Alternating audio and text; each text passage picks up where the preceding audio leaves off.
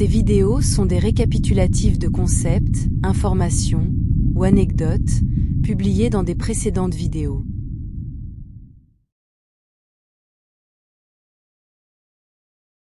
La Lune, partie 1. La Lune a rempli le ciel nocturne de la Terre de mystère et de beauté pendant des milliers d'années. Elle a inspiré des meutes de loups aux poètes et aux peintres, et à travers les âges, tout le monde s'est demandé ce qu'elle est, et à quelle distance elle se trouve. Elle a toujours été associée à des choses magiques, à l'ésotérique et au métaphysique. Sa lumière fantomatique a inspiré à la fois la peur à cause des ombres qu'elle produit, et en raison de son effet apaisant et bouillonnant. Mais qu'est-ce que la Lune ? Voici les informations sur la Lune que la Fédération unie des planètes, ou Fédération galactique, déclare officiellement, et elle diffère radicalement des informations également officielles à son sujet, mais provenant de la Terre. Les informations sont si différentes qu'elles provoquent une incrédulité immédiate chez la plupart de la population de la Terre, car la version officielle est beaucoup plus simple et beaucoup plus logique, si l'on se contente d'observer l'histoire officielle donnée par la science terrestre. Cette différence provoque une rupture claire entre les mondes et les royaumes, où ce qui est un fait dans l'un diffère tellement de l'autre, qu'il est tout simplement incompatible, car il y a si peu d'éléments en commun, et beaucoup de bagages et de connaissances antérieures sont nécessaires pour pouvoir comprendre chaque côté. Il est difficile pour les gens dans l'espace de comprendre comment et pourquoi les gens voient et expliquent la Lune comme ils le font, et il est encore plus difficile pour les gens de la Terre de comprendre comment les gens stellaires voient et expérimentent la Lune, car leurs informations sont plus limitées et contrôlées que celles disponibles pour les gens stellaires. Je ne vais pas décrire comment la Lune est vue, expliquée et comprise sur Terre, car vous avez déjà beaucoup de cela. Je vais plutôt décrire ce qui est dit et vu de ce côté, depuis l'espace. Tout ce que je vais mentionner, c'est que même les scientifiques de la Terre savent que l'existence de la Lune est en grande partie une anomalie, car beaucoup de choses à son sujet ne s'additionnent tout simplement pas. Par exemple, le simple fait que la Lune soit 400 fois plus petite que le Soleil, mais elle est aussi 400 fois plus proche, ce qui fait qu'elles semblent avoir la même taille dans le ciel nocturne, rendant ainsi possible les éclipses solaires totales. De plus, la Lune est de loin trop grande et trop massive par rapport à la taille de la planète Terre pour être un satellite naturel. Les informations suivantes concernent les étoiles. De nombreuses races stellaires très avancées utilisent des vaisseaux spatiaux super grands, qui sont essentiellement des planètes artificielles. Ces vaisseaux de la taille d'une planète artificielle sont généralement de forme sphérique, car c'est la forme la plus pratique et efficace pour un vaisseau super grand, car dans l'espace, il n'y a pas de haut, ni de bas, et un vaisseau est simplement ce qu'il est, flottant là, donc la meilleure forme est celle qui est la plus confortable pour ce pourquoi il a été conçu. Ces vaisseaux super grands sont équipés de moteurs et peuvent voyager dans l'espace de manière autonome, sans avoir besoin d'orbiter un système stellaire de manière permanente. Ce sont des vaisseaux spatiaux, des vaisseaux mères, pas des planètes. Ils se déplacent lentement par rapport à d'autres vaisseaux plus petits, mais ils ont une pleine capacité interstellaire. Cependant, en raison de leur vitesse relativement lente, de nombreuses races choisissent d'utiliser des portails solaires naturels et des systèmes de transit par trous de verre stellaires. Ces grands vaisseaux sont lents par rapport à d'autres vaisseaux plus petits, nécessitant plusieurs jours, voire des semaines, pour se déplacer d'un système stellaire à un autre de manière interstellaire, tandis que d'autres vaisseaux peuvent parcourir cette distance en quelques heures, et les vaisseaux plus petits et plus agiles, comme ceux de la classe des chasseurs, peuvent parcourir cette même distance en seulement quelques minutes. La Lune est une épave massive de l'un de ces grands vaisseaux de taille planétaire. C'est ce qui reste d'un vaisseau spatial biosphère qui était autrefois le foyer de millions d'Andromédiens, mais qui a été dévasté il y a environ 12 500 ans lors de ce qui est maintenant appelé les guerres de Tiamat. Je ne peux pas entrer dans les détails de ce que les guerres de Tiamat impliquaient, car je m'égarerais sérieusement, mais je le ferai dans une autre vidéo. En quelques mots, les guerres de Tiamat étaient une escarmouche ou un grand combat entre deux rivaux et factions, dont l'une appartient à la Fédération galactique, et pendant ces guerres, des armes à haute puissance ont été utilisées, y compris des armes nucléaires ionisantes. Mon groupe a de sérieux doutes sur le fonctionnement des armes nucléaires, mais elles sont incluses dans les données de la Fédération galactique auxquelles j'ai accès, donc je les mentionne ici. En résumé, ce que mon groupe détecte et remarque à propos des détonations nucléaires sur Terre, c'est qu'elles sont congruentes avec des explosions d'armes énergétiques d'autres types, qui laissent également derrière elles des résidus de radiation ionisante, mais encore une fois, c'est un autre sujet. Tiamat était une grande planète aquatique, d'environ 80% de la taille de Neptune, qui orbitait autour du Soleil entre Mars et Jupiter, où se trouve aujourd'hui la ceinture d'astéroïdes, et la ceinture d'astéroïdes est ce qui restait d'elle après sa destruction lors de cette guerre. La ceinture d'astéroïdes est composée de boules de glace sale, principalement de l'eau avec des roches, de la poussière et du gravier, tout aggloméré formant de gros morceaux. Tiamat signifie « celle qui est aquatique », et elle était connue des Sumériens qui disaient qu'il y avait 10 planètes, et le texte babylonien dans le Enuma Elish, qui peut se traduire par « épopée de la création », en parle. Elle était aussi appelée Lucifer, et la signification du mot Lucifer est « fils du matin », et c'est l'origine du mot espagnol « lucero », qui signifie en anglais « étoile brillante ». Étant une planète d'eau, elle brillait dans le ciel comme un second soleil plus faible, comme un miroir, et c'est l'origine de l'idée que le soleil est un système binaire, ce qu'il n'est pas. Elle servait la Terre et sa biologie et ses habitants comme la Lune le fait aujourd'hui, car il n'y avait pas de Lune à l'époque.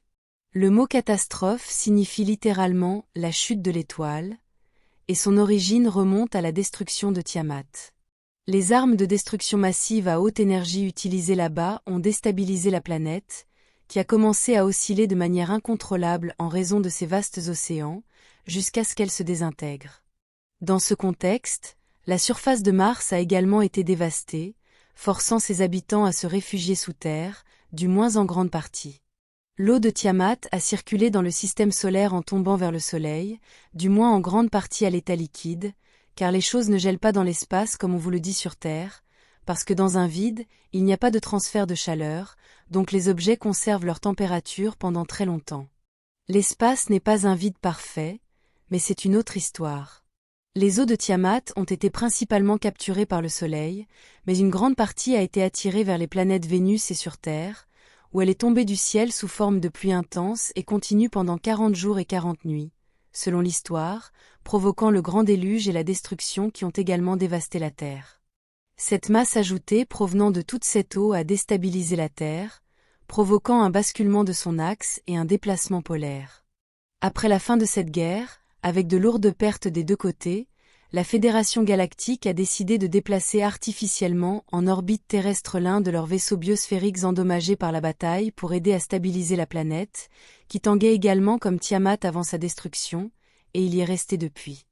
La Lune a été construite il y a très longtemps par des ingénieurs arcturiens et andromédiens, dans la région maintenant connue sous le nom du vide du Bouvier, près de la planète arcturienne Pythoia. Les données concernant la date exacte sont incongruentes et impossibles à obtenir avec précision, car le temps et sa durée varient énormément, le temps n'est pas une constante et ne peut pas être considéré comme tel, encore moins en observant des événements qui se sont déroulés loin de la Terre. Elle est entrée dans ce système solaire juste avant la bataille de Tiamat et a été utilisée comme la principale base opérationnelle de la Fédération.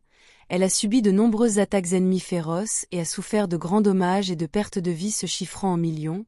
Elle était au-delà de toute réparation. La Lune a été remorquée en orbite terrestre et placée là artificiellement pour servir de contrepoids pour la planète. La surface de la Lune est assez vide de détails ou de caractéristiques de surface, car c'est essentiellement une boule de métal.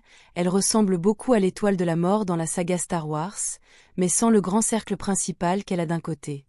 Comme cela peut être facilement observé depuis la surface de la Terre, les ingénieurs des fédérations galactiques ont placé un ensemble de milliers de projecteurs holographiques, tous synchronisés entre eux, pour produire un hologramme réaliste d'une Lune naturelle, criblée de cratères, juste devant la surface métallique de la Lune. La lumière de la Lune est le reflet de la lumière du Soleil, c'est exact, mais la lumière passe à travers un film holographique transparent qui lui confère ses caractéristiques. Ces détails sont suffisamment précis pour passer pour une vraie surface lorsqu'ils sont observés avec de puissants télescopes, car l'hologramme est en haute résolution, mais il n'est pas parfait, et de nombreuses personnes utilisant des télescopes de taille civile avec une puissance décente ont réussi à détecter la réinitialisation de l'hologramme, parmi d'autres anomalies lumineuses révélatrices. La Lune transmet également des fréquences d'interférence qui ont un effet d'abaissement de fréquence sur la Terre et ses habitants, et c'est également la Lune qui change et module la fréquence de la magnétosphère terrestre pour servir de barrière éthique, celle connue sous le nom de ceinture de Van Allen. La Lune est un composant actif et critique dans le maintien des royaumes de la matrice 3D de la Terre et de toutes ses caractéristiques et illusions, comme je le détaillerai dans la deuxième partie de cette vidéo. Mais les âmes fortes qui ont atteint un niveau élevé d'éveil spirituel peuvent transcender tout ce que la Lune transmet et impose à la population, au point où cela devient sans importance pour elles. Les âmes éveillées et fortes sont immunisées contre les fréquences de la Lune, elles les transcendent, et choisissent seulement de voir la beauté dans le ciel nocturne. Hologramme ou non, la Lune est belle et romantique, à suivre dans la deuxième partie, bientôt.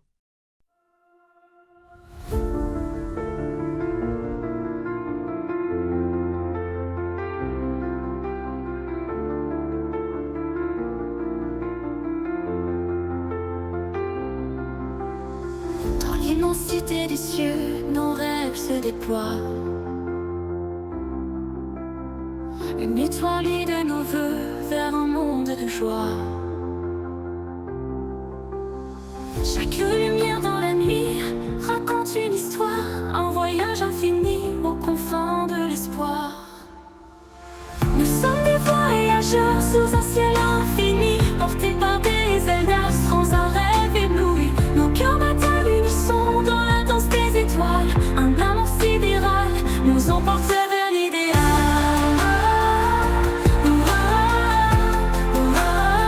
Nous emporte vers l'idéal.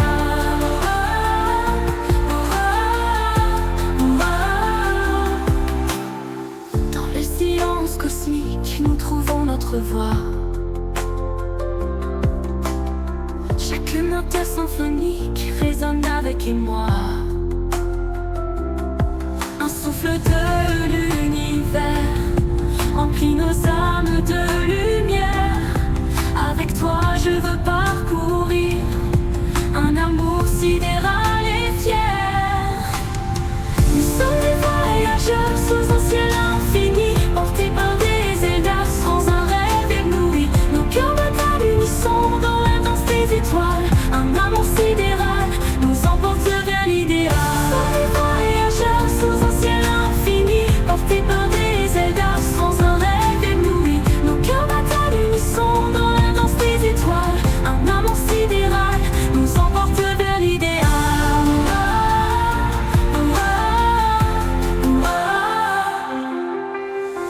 Au-delà des galaxies, nos rêves se réalisent.